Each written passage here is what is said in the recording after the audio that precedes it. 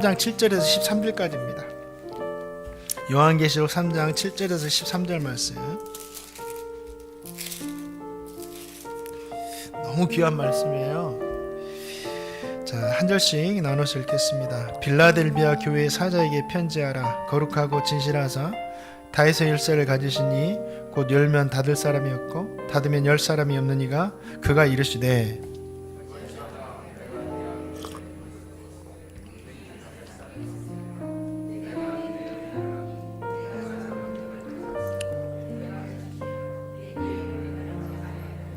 보라, 사탄의 회당 곧 자칭 유대인이라 하나 그렇지 아니하고 거짓말하는 자들 중에서 며칠 내게 주어 그들로 와서 내 발 앞에 절하게 하고 내가 너를 사랑하는 줄을 알게 하리라.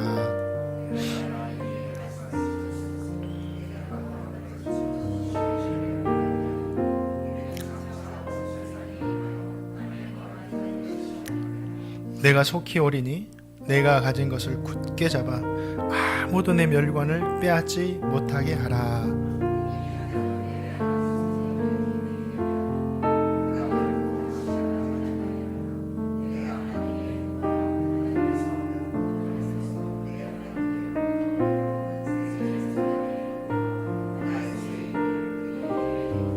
아멘. 함께 읽겠습니다. 귀 있는 자는 성령이 교회들에게 하시는 말씀을 들을지. 아멘.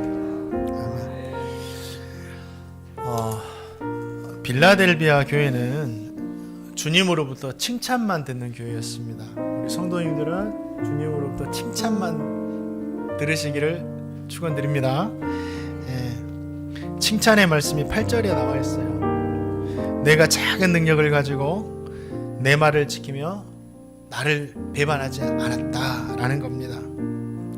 주님께서 빌라델비아 교회에게 주시는 말씀들을 살펴보면서 저 성도님에게 주시는 신앙과 또 은혜의 교훈 받기를 소망합니다. 7절 말씀 우리 같이 한번 읽어볼까요? 나에게 주시는 말씀을 읽겠습니다. 시작. 빌라델비아 교회 사자에게 편지하라. 거룩하고 진실하사 다윗의 열쇠를 가지신 이 곧 열면 닫을 사람이 없고 닫으면 열 사람이 없는 그가 이르시되. 주님은 빌라델비아 교회에 어떤 모습으로 나타나셨죠? 거룩하고 진실하고 다윗의 열쇠를 가지신 분이다 라고 나타나셨습니다. 그 이유가 있겠죠. 이사야 6장 3절 말씀에 보니까 천사들이 보좌에 앉으신 하나님을 보면서 뭐라고 찬양하죠? 거룩하다 거룩하다 거룩하다 만군의 여호와 그의 영광이 온 땅에 충만하도다. 이렇게 천사들이 하나님을 향해서 찬양을 합니다. 거룩은 하나님의 모습이고 하나님의 성품입니다. 주님께서 자신을 거룩하다고 말씀하신 것은 자신이 곧 거룩한 하나님이시다. 이걸 보여주신 거예요. 또 주님은 자신을 진실하다고 말씀하셨어요. 이 말씀 뭐 거짓말하지 않는다 이 뜻이 아니라 완전하다는 거, 완전하다는 거. 흠도 점도 없는 완전한 분이시다. 완전하신 분이 말씀하시는 이 말씀도 완전한 겁니다. 그래서 주님의 말씀을 믿고 따르기에 충분하다. 이런 의미가 담겨 있어요. 또 다윗의 열쇠를 가지셨다고 그러잖아요. 이 열쇠가 천국의 열쇠입니다. 요한계시록 1장 18절에 나왔잖아요. 사망과 음부의 열쇠를 가지셨다. 천국과 지옥에 대한 절대 주권을 가지신 분이시다. 오직 주님만을 통해서 천국에 들어갈 수 있다. 이 모습을 보여주신 거예요. 빌라델비아 교회에 자칭 유대인들이 들어와가지고 핍박을 정말 많이 합니다. 핍박을 얼마나 심하게 핍박을 했으면 성도들이 이런 말을 해요. 니들 사탄 같다. 니들 사탄이 모임 같다. 그럴 정도로 유대인들이 예수 믿는 성도를 핍박한 겁니다. 유대인들은 자신들만 하나님 선택했다고 생각하잖아요. 믿잖아요. 우리만 구원받았어. 우리는 하나님의 자녀들이야. 그리고 예수님을 하나님의 아들로 인정하지 않아요. 구원자로 인정하지도 않고 나사렛 이단의 괴수, 수개, 우두머리 그래가 십자가에 못 박혀 죽이잖아요. 그를 믿고 따르는 성도들도 이단이라고 해가지고 다 죽입니다. 박해합니다. 주님이 그렇게 힘들게 살아가는, 믿음으로 살아가는 성도들에게 지금 이 모습으로 나타나신 거예요. 얼마나 위로가 되었을까요? 진짜 우리 주님만이 하나님이셔. 우리 주님 완전하셔. 우리 주님 말씀만 우리는 믿고 살아야 돼. 우리 주님에게 천국과 지옥을 결정할 수 있는 이 권세가 있으셔. 구원은 유대인들이 어떻게 할 수 있는 것이 아니라 오직 주님에게만 있어. 이 믿음을 다시 한번 붙들었다라는 거죠. 정말로요, 구원은 오직 예수님을 믿을 때만 받을 수 있는 거예요. 예수님은 분명히 오늘 말씀 보니까 다윗의 열쇠를 가지고 있는 분이라고, 천국과 지옥을 주관하는 분이라고 분명히 말씀하고 계시잖아요. 선택받은 유대인들이라고 해서 다 구원받는 것이 아니에요. 유대인들도 예수님 믿는 사람이 구원받는 겁니다. 신학을 공부하고 목사 안수를 받았다고 해서 구원받는 것이 아니에요. 목사인 제가 구원받는 것이 아니에요. 예수 믿어야지 목사도 구원받습니다. 다 목사님들하고 구원받을까요? 아니에요. 우리 성도님들도 이렇게 많이 예배를 드리는데, 성도님 교회 다닌다고 해서, 교회 다니는 성도라고 해서, 봉사 많이 하는 성도라고 해서 구원받는 것이 아니에요. 예수 믿는 성도가 구원받는 겁니다. 믿음은 그래서 100번을 강조해도 지나치지 않아요. 믿음이 있어야 돼요. 지금 이 시간에도 전국 곳곳에 정말 많은 성도들이 모여서 예배 드릴 겁니다. 전국에 8만 개 정도의 교회가 있다고 하는데, 한 명의 성도만 있어도 8만 명이고, 10명만 있어도 80만 명이고, 100명씩만 있어도 800만 명이에요. 그렇게 많은 성도들이 예배 드리는데 그 많은 성도들에게 다 믿음이 있을까? 한번 생각해 봐야 돼요. 우리 성도님은 어떻습니까? 예수님을 진짜 믿으십니까? 다시 한번 고백하겠습니다. 이게 진짜 중요해요. 예수님을 나의 구주로 믿으십니까? 진짜 그 믿음이 있기를 주님의 이름으로 축원드립니다. 주님께서 분명히 오늘 말씀하십니다. 천국의 열쇠를 가졌다. 내가 길이요 진리요 생명이니 나로 말미암지 않고는 하나님 아버지께로 갈 자가 없다 라고 분명히 말씀하셨어요. 예수님을 믿어야지만이 구원을 얻는다. 이것은 변하지 않는 구원의 진리입니다. 절대 변할 수 없어요. 저와 성도님이 구원에 대해서 이야기할 때, 예수 믿고 구원받는다 이야기할 때 꼭 이런 질문을 하시는 분들이 있어요. 한 번씩은 이런 질문 들어보셨을 거예요. 언젠가 우리 성도님들에게 이 이야기도 한번 해야 되겠다라는 마음이 있었습니다. 구원에 대한 말씀이 나오니까 전합니다. 이런 질문을 해요. 그러면 예수 믿고 구원 받는데, 너희들 말처럼, 복음 전하는 사람 말처럼 예수 믿고 구원 받는데 예수님이 누구신지 알지 못했던 시대에 살았던 사람들은 그럼 어떻게 되냐? 하나님 사랑 많으시는데 그들은 예수님 듣지도 보지도 못했는데 어떻게 되냐? 그러면서 이제 이순신 장군 이야기하고 세종대왕 이야기해서 그 사람들은 그럼 어떻게 되냐? 이런 질문을 하기도 하죠. 한 번씩은 또 생각해 보셨고, 정말 이분들은 모두가 나라를 위해서 큰일한 분들이죠. 나라를 구한 분들이에요. 정말 훌륭한 분들이고 위인들이죠. 그런데 제가요, 창세기부터 요한계시록까지 아무리 찾아봐도 큰일을 행했다고, 훌륭했다고, 위인이 되었다고, 구원받았다, 구원 얻을 수 있다, 이것이 구원의 조건이다, 1%라도 이런 말씀 있는 곳이 단 한 군데도 없어요. 제가 게을러서 아직 성경을 깊이 읽지 못해서 그랬는지 몰라도, 제가 요한계시록부터 창세기까지 다 보아도 이 훌륭함이 구원의 조건이라고 단 1%라도 말하는 것이 없어요. 우리 성도님들 혹시 훌륭함이 구원의 조건이 될 수 있다, 나라 구함이 구원의 조건이 될 수 있다, 이런 성경의 말씀 찾는다면 저에게 알려주세요. 어떤 외국에서 공부하고 들어온 목사님, 신학자입니다. 신학자가, 제가 이제 그 강의를 들어보니까 야, 그럴싸해요. 이순신 장군 세종대왕의 구원에 대해서 설명하면서 사도행전 17장 30절 말씀을 인용해가지고 하나님을 알지 못했던 시대, 예수님의 복음을 몰랐던 시대, 하나님께서 그 믿음 없는 것을 죄로 여기지 않았다라고 말을 했대요. 그러면서 하나님을 알지 못했던 시대 사람들은 그래도 구원 얻을 수 있다는 여지를 주면서 이야기를 하더라고요. 진짜 이것이 맞냐? 진짜 강의를 들어보면 진짜 그런 것 같아요. 제가 한번 말씀 다시 봤거든요. 자, 사도행전 17장 30절 말씀 우리 같이 한번 읽어보겠습니다. 함께 읽을까요? 시작. 알지 못했던 시대에는 하나님을 간과하셨거니와 이제는 어디든지 사람에게 다 명하사 회개하라 하셨으니. 간과하셨다. 이 말씀이 어떤 말씀이냐면 예전에 봤던 우리 개역 한글 성경에는 허물지 않았다, 허물로 보지 않으셨다, 이렇게 번역해놨고, 이 번역이 좀 논란의 소지가 있어서 이제는 개정판에는 간과하셨다라고 이렇게 기록을 했죠. 또 새 번역 성경에는 이 간과하셨다라는 말씀을 눈 감아 주셨다, 이렇게 또 죄로 여기지 않은 것처럼 눈 감아 주셨다라고 이렇게 또 번역을 해놨더라고요.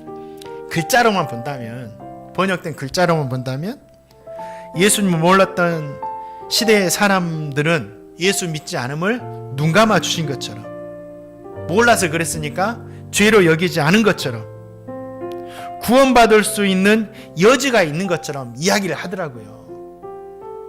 하나님의 은혜에 맡기자. 사랑 많은 하나님이니까 예수를 믿지 않아도 구원 얻을 수 있는 것처럼 이야기를 해요. 그러면서 이 목사님이 이 말씀을 하면서 자기는 예수를 몰랐던 시대 사람들이 구원받지 못했다 라고 저는 말할 수 없습니다 라고 하면서 구원의 여지를 남겨놓더라고요. 그런데 그 강의를 듣던 사람은 이렇게 구원에 대해서 설명해 주신 분은 없었다 라고 하면서 은혜 받았다, 구원에 대한 궁금증이 풀렸다. 자기들은 다 그런 사람들은, 그런 정도의 사람들은 다 구원받았어야 되는데 구원받지 못했다고 하니까 싫은 거예요. 근데 이 목사님이 이렇게 강의를 하니까 진짜 훌륭한 말씀이다 하고 다 이렇게 고개를 끄덕이는 거죠. 근데 정말 그러나요? 아니에요. 성경을 이 한 절만 가지고 볼 때는 그렇게 할 수 있죠. 그런데 이 성경을 잘못 해석한 거예요. 성경은 전체적으로 봐야죠. 앞뒤 문맥도 보고. 그래서 한 절만 가지고 해석하면요, 그래서 이단으로 빠지는 겁니다.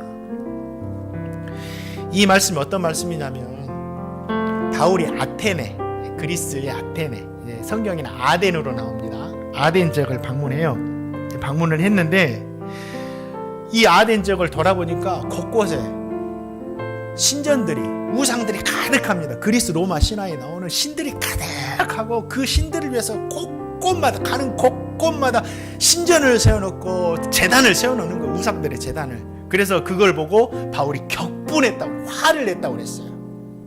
그런데 또 신기한 게 뭐냐면, 어떤 신전이 있는데 그 신전은 누구를 위한 신전이냐면 알지 못하는 신.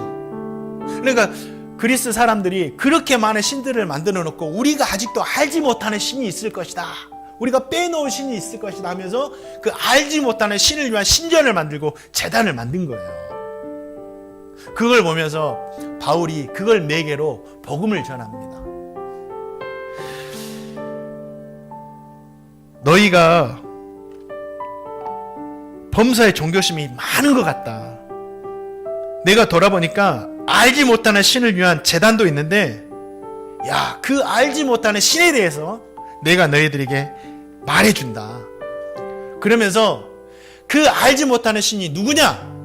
천지를 만물을 지으신 하나님이시다 라고 하면서 예수 그리스도의 복음을 전한다라는 거죠. 그리고 나서 17장 30절 말씀을 하는 거예요. 그 전에 니들이 은으로 금으로 우상을 만들어 섬겼는데 그건 알지 못했을 때 하는 것이고, 이렇게 하는 거예요. 너희가 예수님의 복음을 듣지 못해서 구원에 대해 알지 못했던 시대에는 하나님께서 간과하셨다. 근데 이 간과하셨다는 것이 눈 감아 주셨다, 죄로 여기지 않았다, 이게 아니에요. 이 말씀의 뜻이 뭐냐면 괘씸하게 여겼지만 몰라서 그랬으니까 이 하나님의 자비하심으로 받을 심판을 내리지 않았다라는 거예요. 그러니까 우리 자녀들이 죄를 지으면 몰라서 그럴 때가 있잖아요. 그때는 막 바로 이렇게 징계를 합니까? 눈 감아줄 때가 있잖아요. 마음은 아프지만 눈 감아줄 때가 있잖아요. 그러면서 이 아이가 어떻게 바로 세울까 이 고민하는 게 부모님 마음 아니겠어요? 이거예요. 괘씸하게 하나님 믿지 않고 우상 숭배하는 걸 괘씸하게 여겼지만 모르니까, 듣지를 못해서 모르니까 하나님의 자비하심으로 심판을 하지 않았다라는 뜻이에요. 강구하셨다라는 게 죄로 여기지 않는 것이 아니라. 그러면서 이제 너희는 지금까지 몰랐지만 나를 통해서 그 알지 못하는 신이 우리 예수님을 알고 들었으니까 지금까지 금과 은으로 우상을 만들어서 섬겼던 것을 회개하고 주님을 영접해라, 이 말씀이에요. 그러니까 바울이 오직 예수님을 믿기 때문에 구원을 얻을 수 있으니 지금까지 예수님 믿지 않고 우상 숭배했던 건 회개하라고 더 강력하게 말하는 거지. 예수님 믿지 못할 때는 간구하셨다, 봐준다, 용서, 이 의미로 말씀하신 게 아니라고요. 우리 성도님들, 이수진 장군, 세종대왕 생각하면 억울하세요? 이분들이 훌륭했는데, 나라를 구했는데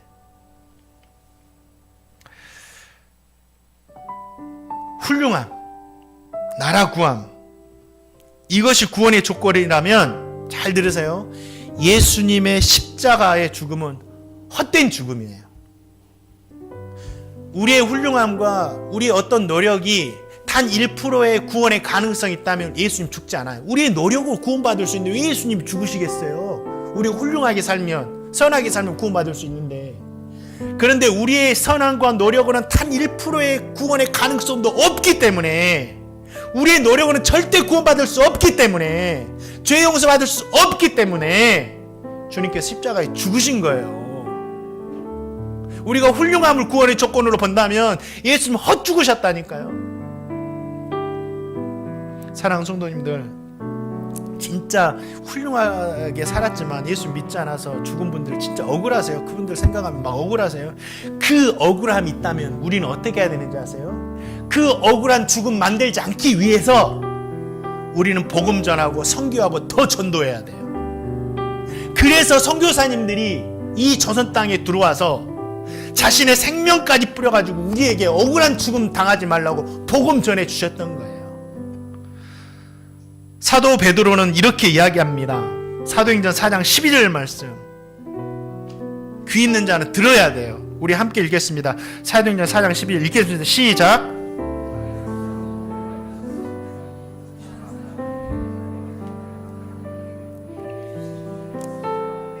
아멘. 사랑하는 성도님들, 구원은 오직 예수를 믿는 믿음입니다. 저와 성도님 모두가, 우리 행복누리교회 성도님 모두는 이 믿음에 서시기를 주님의 이름으로 축원드립니다. 그래서 교회 다니는 사람들 다 거짓말장이야, 교회 다니는 사람들 다 나쁜 놈들이야, 그러니까 다 교회 안 다녀. 아니에요. 그건 잘못된 거예요. 교회 다니는 사람 나쁜 사람들 많아요. 교회 사람 죄인들 많아요. 그러니까 우리가 교회 다니는 거죠. 그러니까 예수 믿는 거죠.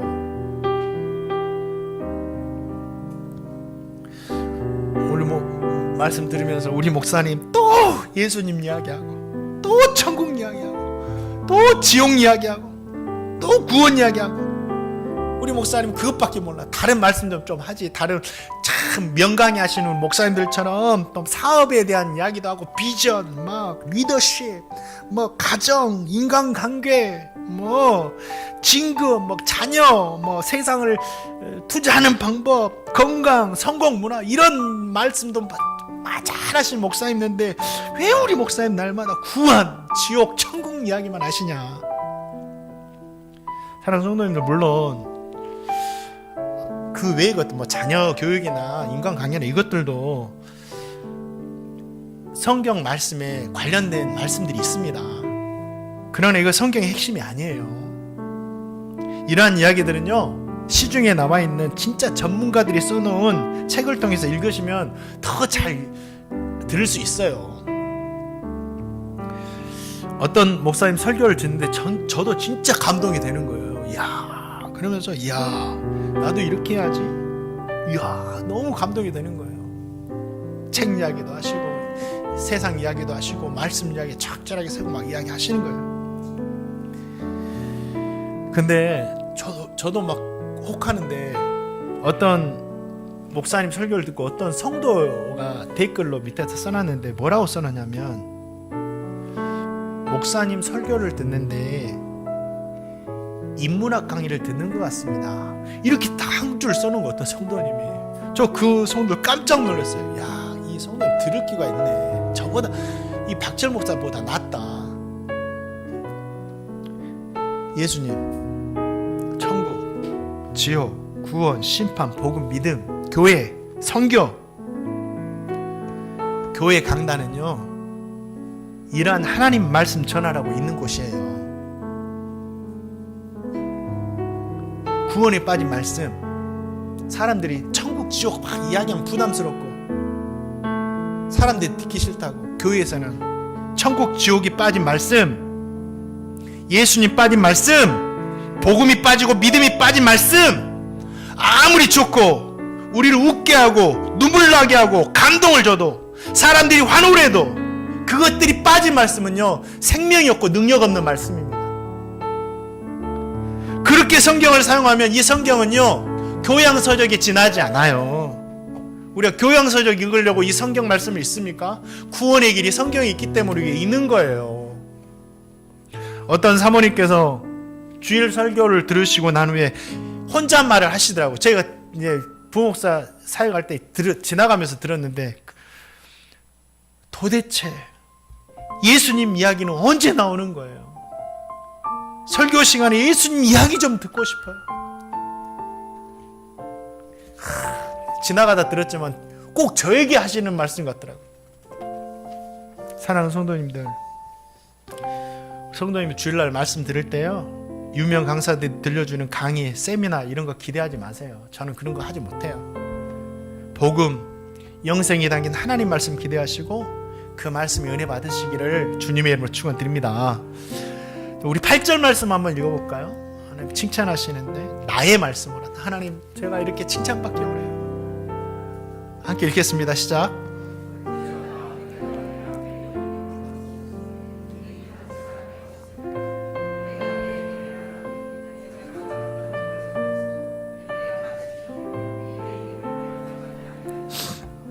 주님께서 뭐라고 칭찬하세요? 작은 능력을 가지고 주님의 말씀을 지켰다. 여기서 작은 능력은 뭐냐면, 뭐 달란트가 부족한 것이 아니라 가난하다는데, 가난하다. 그리고 하층민이다. 권력도 없고 진짜 하층민이다. 가난하고 진짜 소외된 사람들이다. 이 뜻이 이 작은 능력이란 뜻이에요. 빌라델비아 교회 성도들은 지난주에 드렸던 서문학교의 성도들과 달리 반대로 가난했고 지위도 낮은 사람들이었어요. 그런데 그런 사람들이 하나님의 말씀을 지키며 살았다는 거죠. 그럼 빌라델비아 교회 성도들은 어떤 하나님의 말씀을 지키며 살았기에 칭찬받았냐? 빌라델비아라는 이름의 뜻이 참 아름다워요. 형제를 사랑하는 자, 이 뜻이 빌라델비아, 형제를 사랑하는 자. 그러니까 이 빌라델비아 성도들은요, 형제 사랑에 그렇게 힘을 썼다라는 겁니다. 형제 사랑, 구제하고, 구제를 통해서 하나님 사랑을 실천하고, 하나님 사랑을 실천하면서 복음 전하고, 가난했지만 신분도 낮았지만 이 말씀을 지키면서 살았다라는 거예요. 그러니까 하나님께서 칭찬하신 거예요. 부자였다고, 투자 잘했다라고, 성공했다고, 높은 자리에 올라갔다고 주님께서 칭찬하신 것이 아니라, 가난했지만 그 가난함 중에도 형제 사랑했다고 칭찬해 주셨다라는 거예요. 10절 말씀에 보니까 인내의 말씀을 지켰다라고 했어요. 이게 뭐예요? 인내했다라는 게 한 번 한 게 아니라 계속해서 이 복음 전하면서 하나님 사랑 실천하면서 살았다라는 거예요. 이걸 칭찬하신 거예요. 삶이었어요. 저 성도님에게 많은 능력과 물질이 있을 때만 이웃 사랑하고 복음 전하며 살 수 있는 것이 아니에요. 이 말씀 지키며 살 수 있는 것이 아니에요. 많은 거 가졌다고 해서 이렇게 살 수 있다고 생각하세요? 아니에요. 통계적으로 보면요, 어려운 사람들이 더 많이 도와요. 아니까. 도와주는 크기는 다르겠지만 비율로 보면 어려운 사람 돕는 사람이 그렇게 많은 거예요. 가난해도 어려워도 힘이 없어도 계속해서 하나님 말씀 지키며 살 수 있는 거예요. 나는 힘이 없어, 가난해, 믿음 생활에 힘들어. 그건 틀렸어요. 가난할수록 더 하나님 붙들 수 있는 겁니다. 우리 교회가 부자 교회입니까? 우리 교회가 부자 교회인가요? 지지난주인가 이렇게 우리 천안에 있는 목사님 교회 와가지고 잠깐 제 식사하고 이야기 나누고 와가지고 이 뭐 잠옷실도 보고 해피아이실도 보고 해피티시도 보면서 감탄하시는 거예요. 이야, 너무 좋다고, 목사님 너무 좋다고. 제가 그분 또 속옷이 잘하겠죠. 여기는 말이야, 여기는 말이야. 그 목사님이 이제 곧 이제 가정에서 예배 드리다가 외부로 예배 드리려고 지금 예배처소 마련해서 인테리어 공사 한창 하고 있거든요. 그거 들으면서 감사하기도 하고 미안하기도 하고. 근데 또 엄밀히 보면 우리 교회가 부자 교회는 아닙니다. 부자 교회는 아니에요. 그럼에도 주님께서 말씀하신 형제 사랑, 땅끝까지 복음 전해라, 이 사랑을 우리 교회가 계속해서 실천하잖아요. 얼마나 감사한지. 인도네시아에도 하고 필리핀에는요, 제가 오기 전에 북한의 교회를 건축해가지고 개척해가지고 지금까지 부흥하고 있어요. 최근에 태국에 한 아극교회 이렇게 형제교회로 이렇게 받아들여가지고 계속해서 후원, 산골교회 기도 금요일마다 기도하고 후원하고 있고요. 얼마나 감사합니까? 맞아요. 세상적으로 보면 큰 물질은 아니고 큰 건 아니지만 주님께서 크게 했다고 칭찬하신 게 아니잖아요. 작은 능력을 가지고 말씀을 지켰다고 칭찬하신 거지. 우리 교회 성도님들 이걸 하고 있어요. 그래서 우리 교회 성도님들 하나님께 칭찬하신 거예요. 작은 능력을 가지고도 내 말씀을 지키고 있구나. 사랑하는 성도님들, 주님 다시 오시는 날까지 작은 능력을 가지고라도 끝까지 하나님의 말씀을 지키며 살아가는 제가 되고 우리 성도님 되고 우리 행복누리 교회가 되기를 주님의 이름으로 축원드립니다. 또 주님께 칭찬하신 게 작은 능력을 가지고 주님을 배신하잖아요. 배신하면 안 됩니다. 주님 절대 배신하면 안 돼요. 이 빌라델비아 지역은요, 포도와 그 포도로 빚은 포도주가 유명한 거죠. 포도주가 유명한 곳이니까 얼마나 포도 향기가 그윽하게 났을까요? 포도주 좋은 거 냄새 나면 와, 너무 향기롭더라고요. 이란 도시의 특징처럼 이 빌라델비아에 있는 많은 사람들이, 하나님을 알지 못하는 많은 사람들이 섬겼던 신이 술의 신 디오니소스라는 그 신을 섬겼습니다. 이 빌라델비아는 세상적인 기쁨과 즐거움이 가득한 곳이었어요. 얼마나 즐거움과 기쁨이 가득한 곳이었습니까? 그런데 빌라델비아 성도들은요, 세상적인 기쁨을 얻기 위해서 주님을 배반하지 않아요. 세상에서 오는 기쁨보다 주님으로 오는 기쁨을 더 즐거워합니다. 황제 숭배만 하면 이 지긋지긋한 가난에서 벗어날 수 있어요. 많은 지원이 되니까. 그런데 황제 숭배를 거부하고 나는 그래도 이 가난한 곳에서 주님 섬기는 게 더 좋아하면서 이걸 택해요. 이게 그들이 주님을 배반하지 않는 거예요. 이게 쉬운 것 같죠? 우리 성도님들 쉬운 것 같죠? 어려워요. 요즘 선교제도요, 신천지가 그렇게 기승을 부린답니다. 신천지가 국내에만 머물지 않고 이제 해외까지 나가가지고 선교한다고, 이것들이. 그래가지고 신천지가 잘한 게 뭐예요? 또 물질 공세, 돈 공세, 선물 공세 하니까 이단이라고 가지 말라고 선교사님이 해도 현지인 목회자들이 다 간대요. 돈 받고 선물 받으려고. 그러면 하는 말이 받고 안 가면 되지, 받고 안 믿으면 되지. 그런데 그 엄밀히 말하면 주님 배반한 겁니다. 이 물질 때문에. 웃기죠. 언젠가 한번 말씀드렸는데 제가 아는 할머니 집사님 이상한 소리가 들려요. 집 가까운 곳에 불상 차려놓고 절이 하나 생겼는데 사람들이 와서 절만 하면 계란 한 판씩 준대요. 그래서 할머니 집사님이 그 계란 한 판 받으려고 가갖고는 교육에 이제 절하고 오는 거예요. 계란 한 판 받으려고. 교회를 다니지만 믿음이 없는 거죠. 집사의 직분을 받았지만 믿음이 없는 거죠. 그런데 자기 혼자만 하는 것이 아니라 옆에 있는 사람들도 계란 준대 하고 다 데려가가지고 절로 전도를 하는 거예요. 웃기죠? 저도 웃겨요. 그런데 이것이 우리의 모습일 수 있어요. 계란 한 판쯤이야. 나는 그런 거 진짜 계란 한 판 가지고 그럼 계란 100판 준다면 어쩔래? 계란을 한 트럭 준다면 어쩔래? 생계를 책임져 준다면 어쩔래요? 생계를. 지금 빌라델비아 교회 성도들은 황제만 숭배하면 생계가 책임져 줄 수 있어요. 이 지긋지긋한 가난에서 벗어날 수 있다니까요. 그런데 그들은 그걸 거부해요. 주님을 배반하지 않는 거죠. 그런데 우리는 어때요? 작은 기쁨의 유혹만 있어도 하나님 잠깐만 눈 감아줘, 오늘만 눈 감아줘 가버려요. 우리의 신앙이죠. 그래서 주님께서 귀 있는 자가 들으라고 빌라델비아 성도처럼 끝까지 주님 배반하지 말라고 말씀하시는 거예요. 사랑하는 성도님들, 세상에서 얻을 수 있는 기쁨보다 우리 주님이 주시는 기쁨을 더 기뻐하시기 바랍니다. 우리가 전하는 복음으로 인해서 한 영혼이 주님께 회개하고 돌아오는 그것을 기뻐하시기 바랍니다.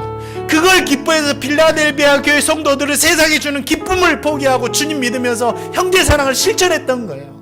그 기쁨이 너무 크니까 주님은 99 의인보다 그걸 더 기뻐하신다고 했잖아요. 주님의 기쁨이 우리의 기쁨 돼야 돼요. 사랑하는 성도님들, 아무리 어려운 상황에서도 끝까지 주님 배반하지 않고 살아가시기를 주님의 이름으로 축원드립니다. 마지막으로 9절 말씀 읽어보겠습니다. 9절만 읽겠습니다. 시작.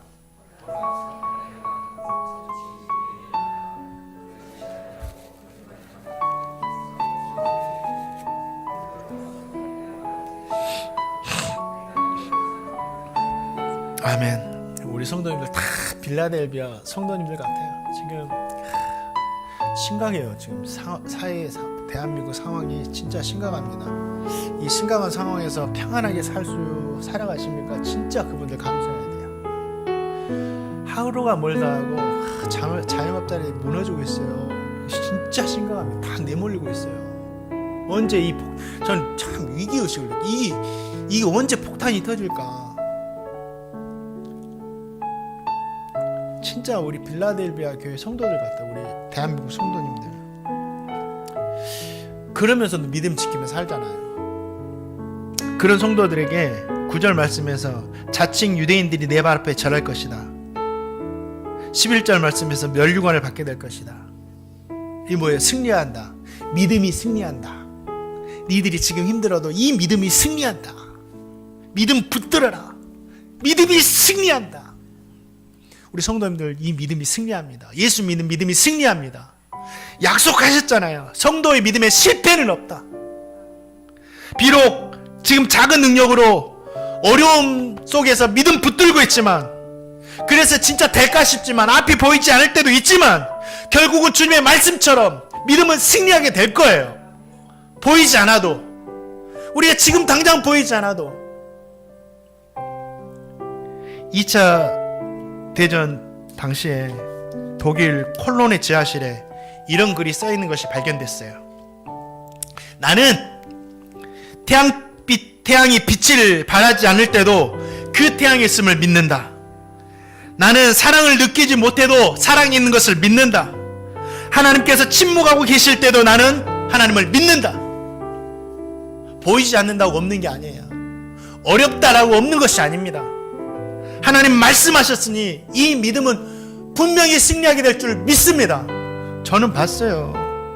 믿음으로 승리할 성도님들 진짜 봤어요. 제가 10몇 년 정도 20년 정도 이렇게 목회 생활을 하는데 저는 봤어요. 진짜 이 믿음으로 승리하는 성도를 봤어요. 여전히 어려움 가운데서 작은 능력 가운데서 믿음으로 싸움하고 있는 분도 계시지만 그 싸움에서 승리한 분들을 봤습니다.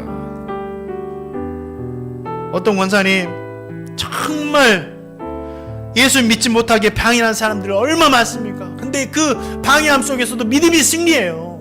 결국은 승리해가지고 나중에 자녀들도 남편도 다 변화되고 남편은 일꾼도 되고 이 세상에 자신의 가진 권력으로 우리의 신앙을 짓누를 때가 얼마나 많습니까? 우리 직장생활 하신 분들. 그런데 직장에서 생활하시는 우리 안수집사님들 중에 믿음으로 승리하는 안수집사를 봤어요. 결국 인정을 받아요. 처음에는 왕따가 될 수 있지만 인정을 받아요. 변하지 않으니까. 그분들에게 무슨 힘이 있겠어요? 그 여자 권사님에게 뭐 힘이 있습니까? 안수집사님에게 말단 직원인데 뭐 힘이 있습니까? 있는 건 믿음밖에 없는 거죠. 그러나 그 믿음이 승리하잖아요. 사랑하는 성도님들, 작은 능력을 가지고도 끝까지 주님을 배반하지 않고 살아가는 모두에게 우리 주님께서 반드시 승리의 영광 주실 것을 믿습니다. 그리고 이 믿음으로 계속해서 저와 성도님 모두가 이 믿음을 가지고 전쟁에 가시기를 다시 한번 주님의 입으로 축원드립니다. 우리 시간에 주신 말씀